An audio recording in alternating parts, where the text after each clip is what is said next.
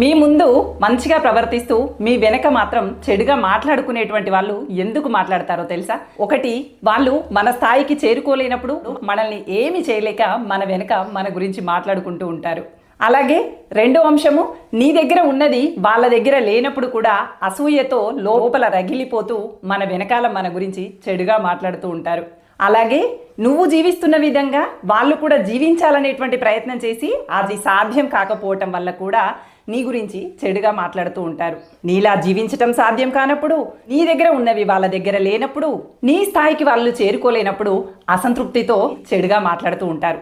అంత మాత్రం చేత ఆ మాటలు నీ చెవిన పడగానే ఎందుకు రగిలిపోతావు? వాళ్ళకన్నా గొప్ప స్థాయిలో ఉన్నావని అర్థం చేసుకుని నవ్వి ఊరుకో. మీ వెనకాల చెడు మాటలు మాట్లాడినటువంటి వాళ్ళ గురించి అస్సలు పట్టించుకోకండి. ఆ విన్న వాళ్ళు వచ్చి మీతో చెప్పినప్పుడు, ఇదిగో నన్ను చూసి నా వ్యక్తిత్వాన్ని నిర్ధారించుకో తప్ప ఎవరో చెప్పినటువంటి మాటల్ని బట్టి కాదు అని